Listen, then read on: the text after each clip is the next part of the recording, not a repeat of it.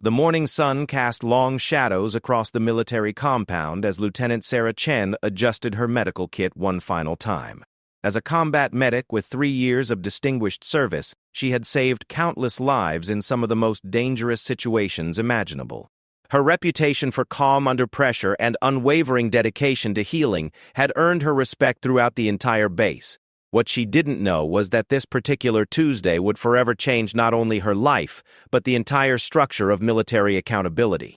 General Marcus Wellington had been having the worst month of his 30-year military career.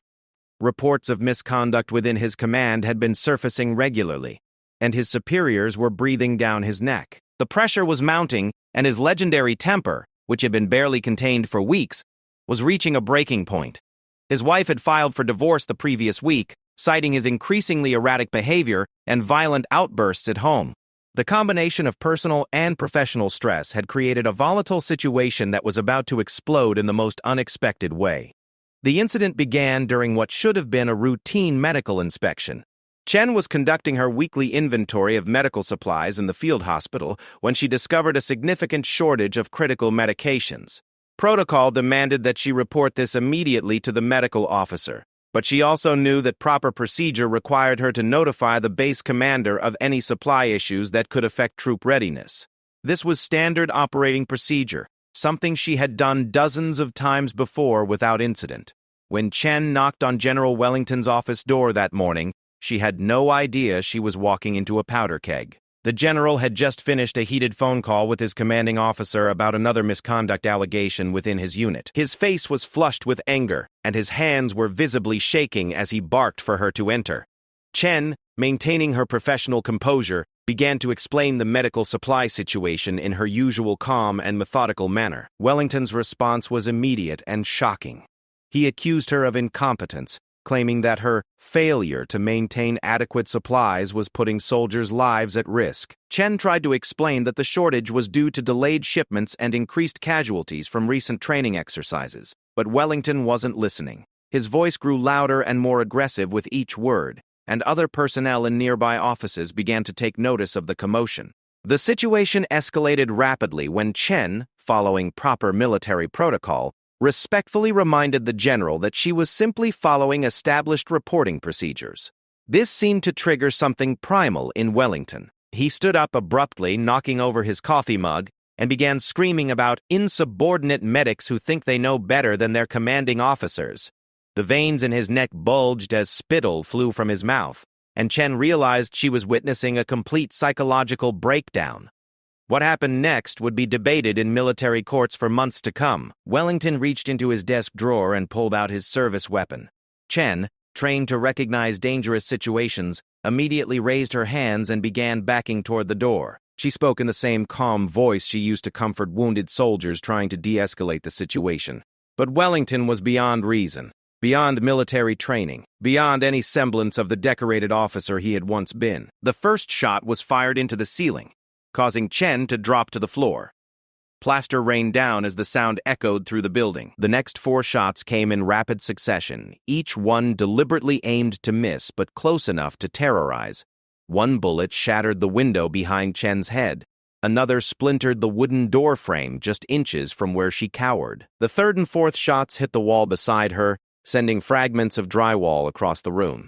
The 5th and final shot was fired into the floor between them, a final act of intimidation that left Chen shaking and covered in debris. The silence that followed was deafening.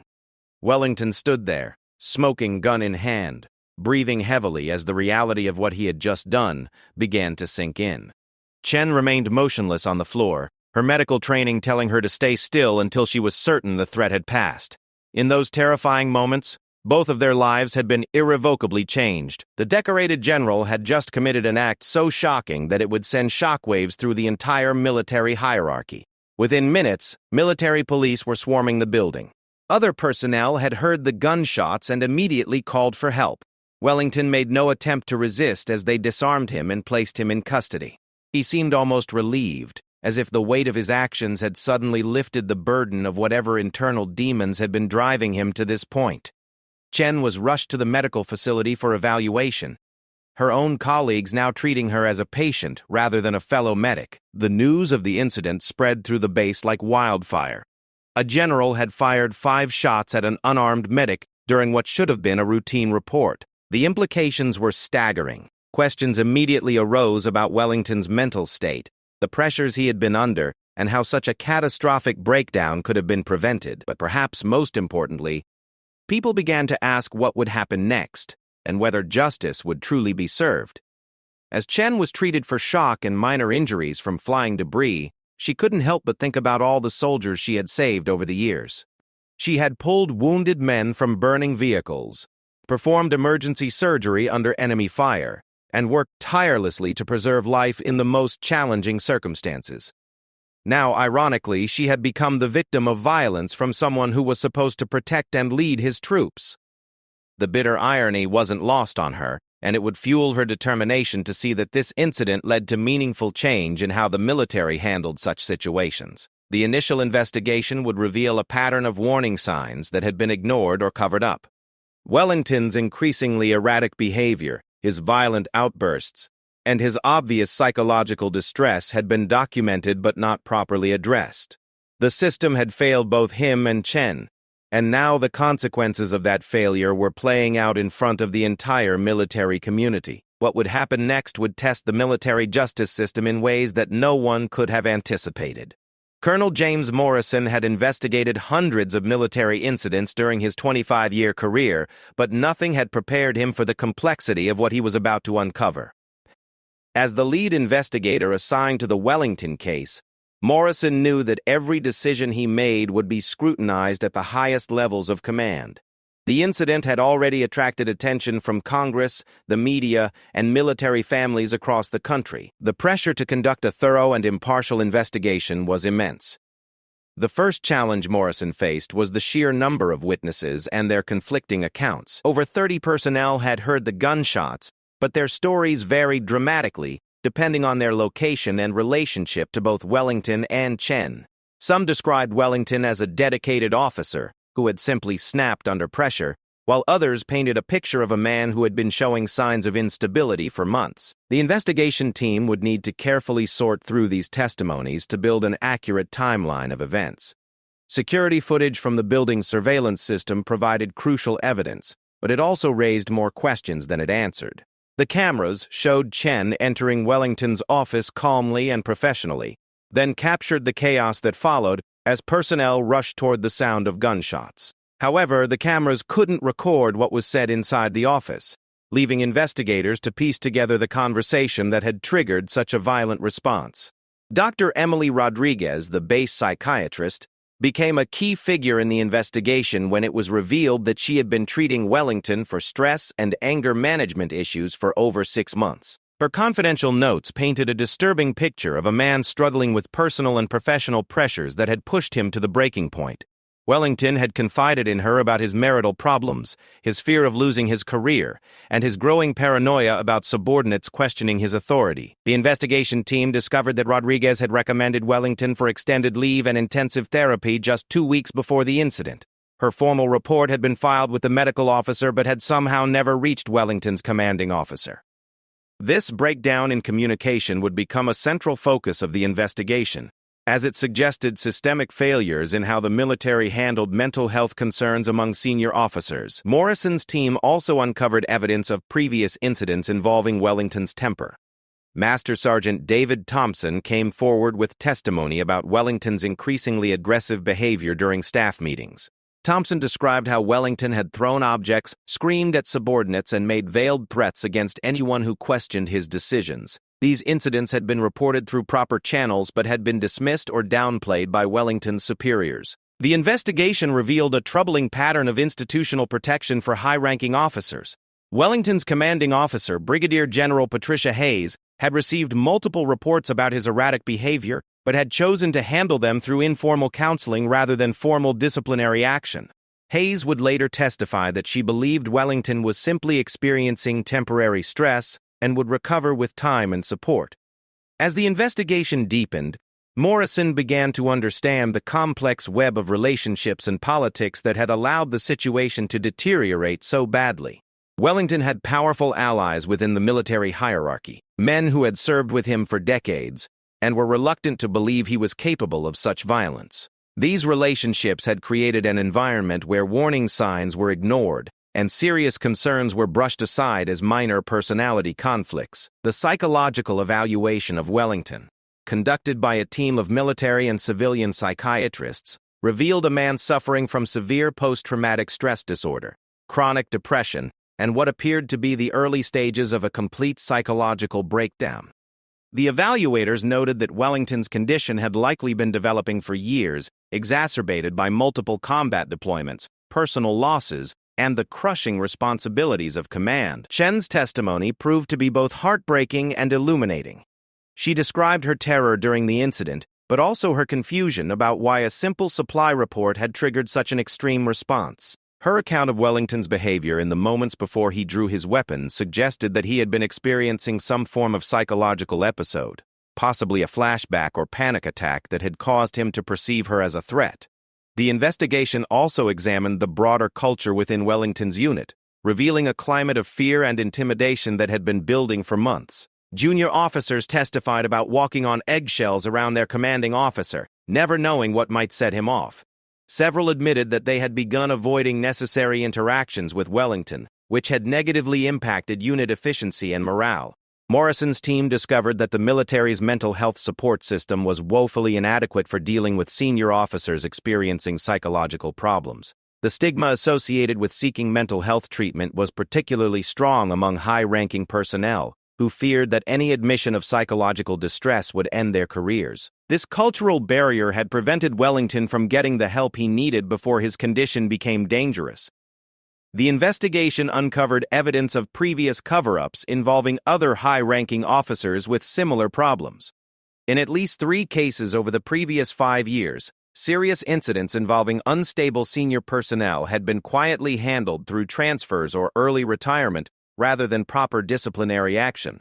This pattern suggested that the Wellington incident was not an isolated event, but part of a larger systemic problem. As Morrison compiled his findings, he realized that he was dealing with a case that would require fundamental changes in how the military handled mental health issues and officer accountability. The evidence clearly showed that multiple people had failed in their duty to protect both Wellington and Chen, and that these failures had nearly resulted in tragedy. The question now was whether the military justice system would have the courage to hold everyone accountable, regardless of their rank or political connections. The preliminary report that Morrison submitted to his superiors was over 200 pages long and included recommendations for sweeping reforms in military mental health protocols, officer evaluation procedures, and accountability measures. He knew that his findings would make him unpopular with many in the military hierarchy, but he also understood that the integrity of the entire system was at stake. The investigation had revealed not just one man's breakdown, but an institutional failure that threatened the safety and well-being of all military personnel. The phone call came at 3 a.m, pulling Colonel Morrison from a deep sleep. The voice on the other end was cold and measured, belonging to General Richard Blackwood, one of the most powerful figures in the Pentagon. The message was brief, but unmistakably threatening.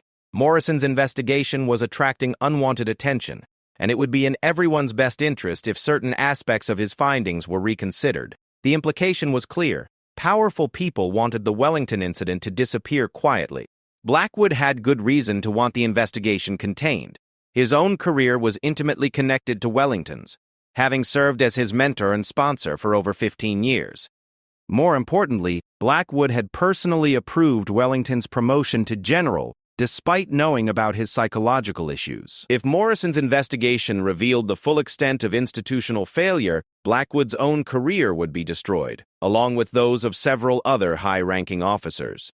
The pressure began subtly at first. Morrison found himself excluded from important meetings and noticed that his requests for additional resources were being denied or delayed. Key witnesses began changing their stories or suddenly becoming unavailable for follow-up interviews. Security footage that should have been preserved was mysteriously corrupted or lost. The message was becoming increasingly clear: cooperate with the cover-up or face the consequences. Dr. Rodriguez, the psychiatrist who had been treating Wellington, found herself at the center of the cover-up attempt when she was ordered to revise her medical reports. Her original notes clearly documented Wellington's deteriorating mental state and her recommendations for immediate intervention. Now she was being told to rewrite her assessments to portray Wellington's condition as manageable and his actions as an isolated incident triggered by temporary stress. Rodriguez faced an impossible choice. Her medical ethics demanded that she maintain the integrity of her professional assessments, but her military career would be destroyed if she refused to comply with orders from her superiors. The pressure became personal when she was informed that her husband, also a military officer, was being considered for a disciplinary action that could end his career. The message was unmistakable: cooperate or watch both of your careers burn. Meanwhile, Chen was experiencing her own form of intimidation. She was transferred to a remote medical facility under the guise of providing her with a safe environment to recover from her trauma. In reality, the transfer isolated her from potential supporters and made it difficult for Morrison's investigation team to conduct follow-up interviews. She was also assigned a military lawyer who seemed more interested in managing her testimony than protecting her rights. The attempt to silence Chen became more aggressive when she was informed that her account of the incident was being questioned by higher authorities. She was told that her memory might be unreliable due to trauma, and that certain details of her story didn't align with the official version of events. The psychological pressure was intense, with officials suggesting that her career might suffer if she insisted on maintaining her original testimony. Sergeant Thompson, who had testified about Wellington's previous violent outbursts, found himself facing a surprise audit of his military records. Suddenly, minor infractions from years past were being scrutinized, and he was informed that his eligibility for promotion was under review. The message was clear: retract your testimony or face the consequences.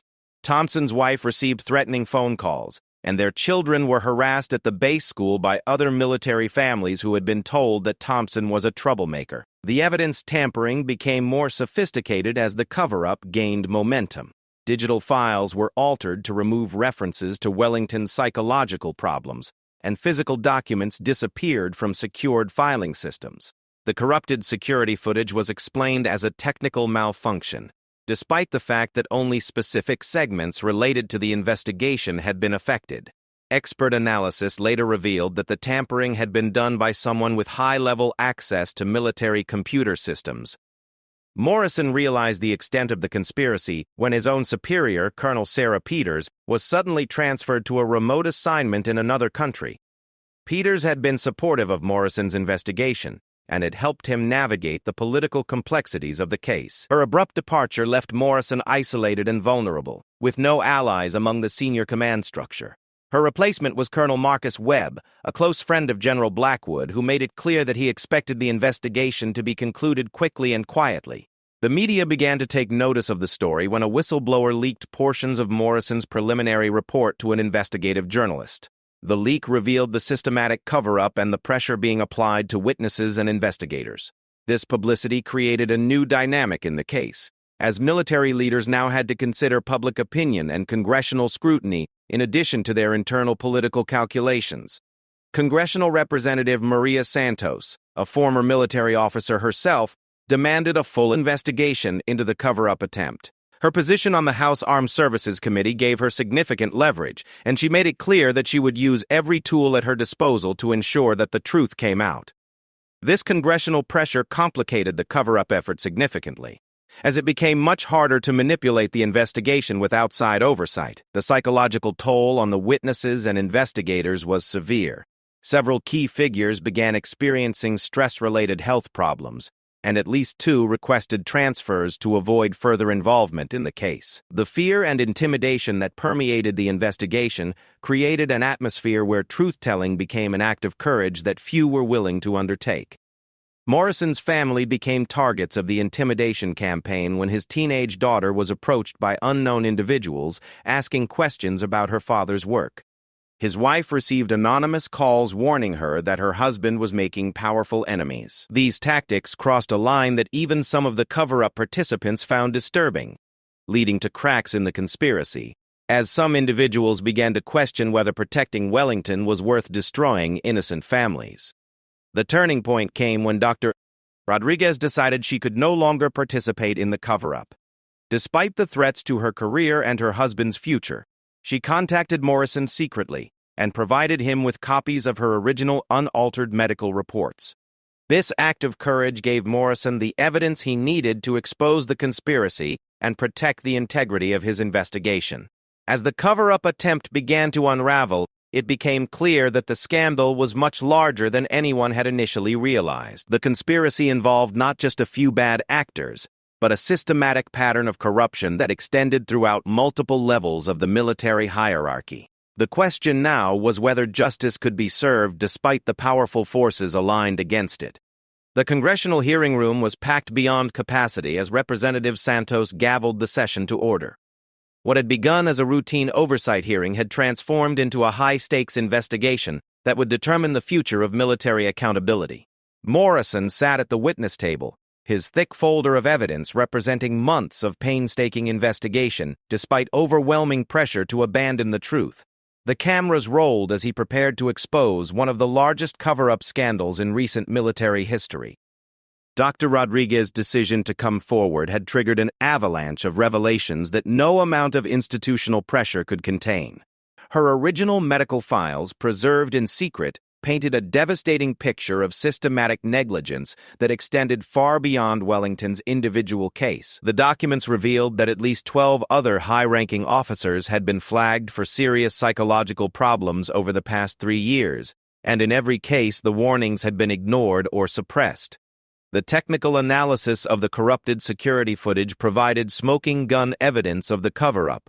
Digital forensics experts testified that the files had been deliberately altered using sophisticated software that required high-level security clearances to access. The timing of the alterations corresponded exactly with the beginning of the pressure campaign against Morrison's investigation, providing clear evidence of a coordinated conspiracy to obstruct justice. Chen's testimony proved to be the most powerful moment of the hearings. Despite months of intimidation and attempts to discredit her account, she spoke with quiet dignity about her experience and the systematic effort to silence her. Her medical records, which had been altered to suggest pre-existing psychological problems, were exposed as fraudulent when independent experts examined the original files. The attempted character assassination had backfired spectacularly, generating public sympathy and outrage. Sergeant Thompson's courage in maintaining his testimony despite escalating threats inspired other witnesses to come forward. A parade of junior officers testified about Wellington's erratic behavior and the climate of fear he had created within his unit. Their stories revealed a pattern of abuse that went back years, contradicting the official narrative that the shooting incident was an isolated event triggered by temporary stress. The investigation uncovered financial irregularities that suggested corruption beyond the cover-up itself. Wellington had been involved in defense contractor relationships that may have violated military ethics regulations. Several of the officers involved in the cover-up had received lucrative consulting contracts with companies that had benefited from Wellington's decisions. The web of corruption extended into the civilian defense industry, making the scandal even more politically explosive. General Blackwood's role in the conspiracy became undeniable when investigators discovered encrypted communications between him and other high-ranking officers coordinating the cover-up effort. The messages revealed a cynical calculation that protecting Wellington was necessary to prevent broader scrutiny of military mental health practices and officer accountability. Blackwood had personally ordered the intimidation of witnesses and the destruction of evidence, making him the central figure in the conspiracy. The psychological evaluation of Wellington, conducted by independent experts, revealed the true extent of his mental health crisis. He had been suffering from severe combat-related PTSD for over a decade, complicated by alcoholism and prescription drug abuse that had been hidden from military medical personnel. His psychological breakdown had been years in the making the failure to intervene even more inexcusable. The investigation revealed that Wellington's unit had experienced an unusually high rate of suicide and disciplinary problems, statistics that had been deliberately obscured in official reports. The toxic leadership environment he had created had literally been killing his subordinates, yet his superiors had continued to praise his performance and recommend him for advancement. The human cost of institutional failure was becoming impossible to ignore. Chen's medical records revealed another disturbing aspect of the cover-up. Military doctors had been pressured to diagnose her with pre-existing anxiety disorders to explain her trauma as unrelated to the shooting incident. When she refused to accept these false diagnoses, her medical care was compromised, and she was denied appropriate treatment for genuine PTSD resulting from Wellington's attack. The medical cover-up had victimized her twice. The role of military contractors in the scandal emerged when investigators discovered that several companies had hired former officers involved in the cover-up as consultants immediately after their retirement. These lucrative positions appeared to be rewards for their cooperation in suppressing the investigation. The revolving door between military service and defense contracting had created a system where loyalty to corporate interests sometimes trumped duty to the Constitution. Morrison's testimony revealed the personal cost of pursuing the truth. He described the threats to his family, the professional retaliation, and the psychological pressure designed to make him abandon his investigation. His decision to continue despite these pressures had protected not only Chen and Wellington, but potentially countless future victims of military leadership failures. His courage had prevented a complete miscarriage of justice. The investigation uncovered evidence that the cover-up conspiracy had extended to congressional liaisons who had attempted to influence the legislative oversight process. Several military officers had provided false information to Congress in an attempt to minimize the severity of the incident and prevent deeper investigation. These lies to Congress constituted criminal violations that would lead to additional prosecutions. Dr. Rodriguez's testimony revealed that she had documented similar concerns about other high-ranking officers, but her reports had been systematically ignored or suppressed. The military's mental health system was revealed to be fundamentally broken, particularly when it came to addressing problems among senior leadership. The stigma associated with mental health treatment had created a deadly culture of denial and cover-up. The financial cost of the scandal began to emerge as investigators calculated the resources that had been wasted on the cover-up effort. Millions of taxpayer dollars had been spent on legal fees, transferred personnel, destroyed evidence, and fraudulent consulting contracts. The monetary cost paled in comparison to the human suffering. But it provided another measure of the corruption's scope.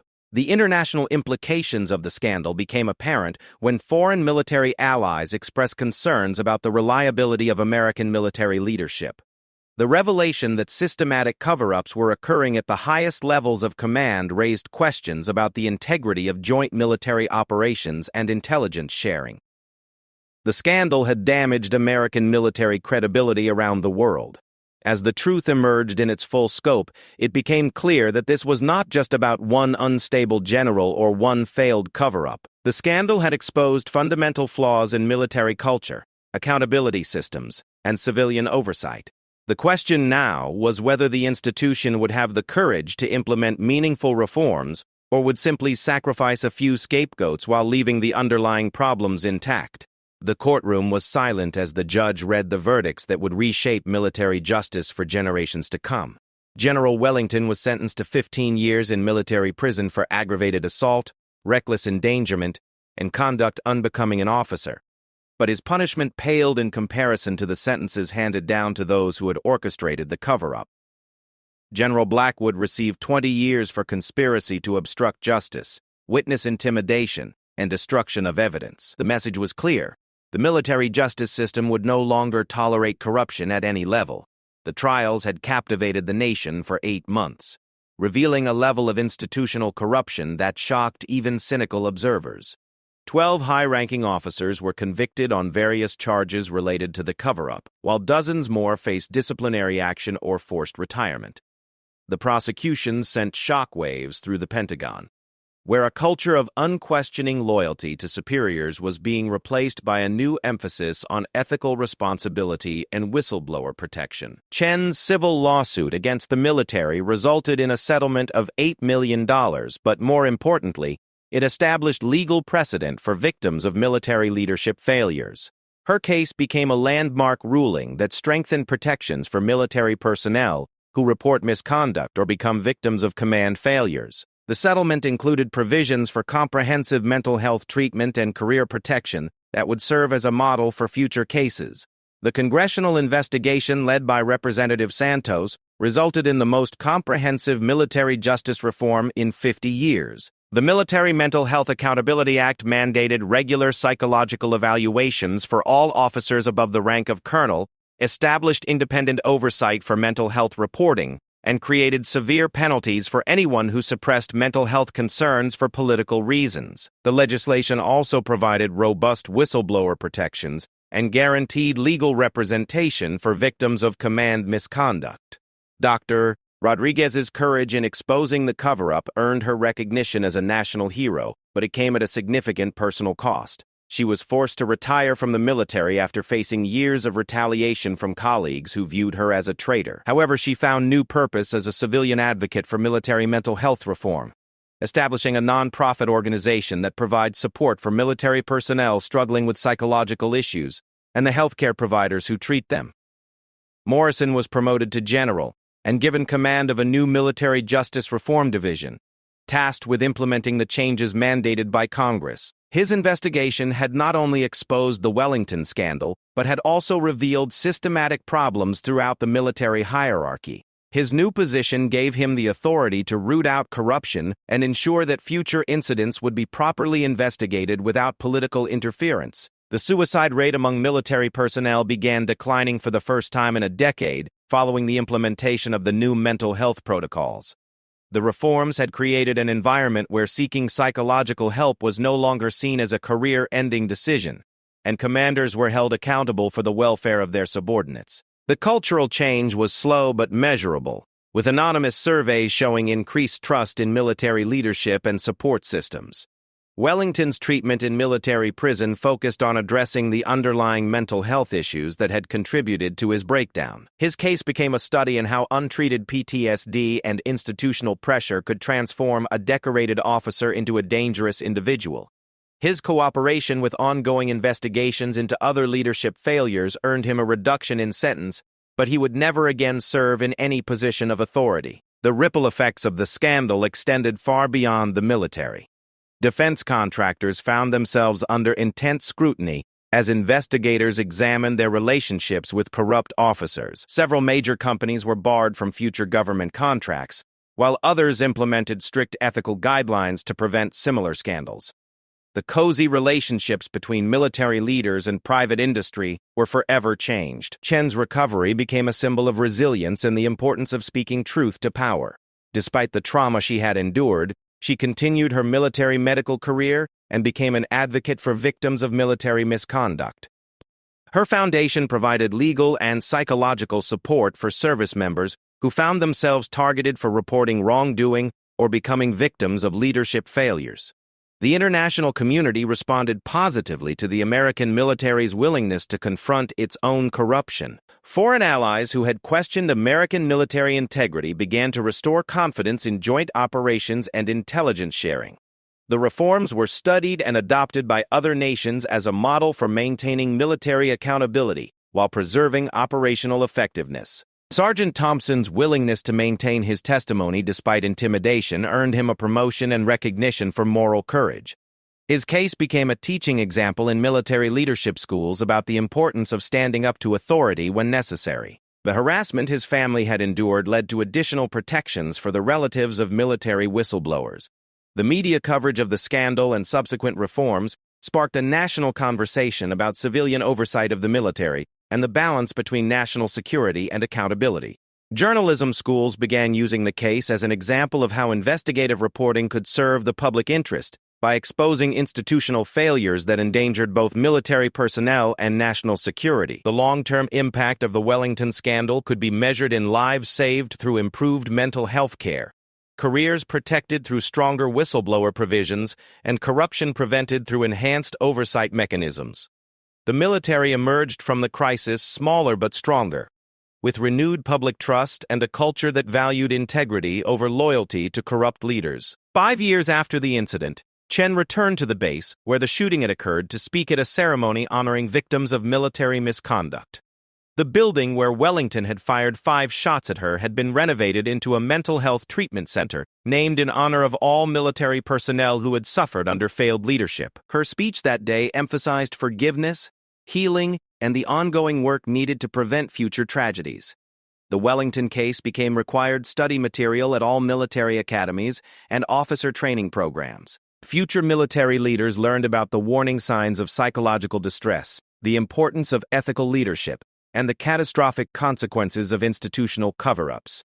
The scandal that had once threatened to destroy faith in military justice had ultimately strengthened the institution by forcing it to confront its flaws honestly. The final legacy of the case was perhaps most visible in the faces of young military personnel, who now served in an institution where their safety and welfare were protected by law rather than dependent on the whims of individual commanders. The 5 shots that Wellington had fired in anger had ultimately triggered the most positive transformation in military culture in generations, proving that even the darkest moments could lead to meaningful change when courageous people refused to accept injustice.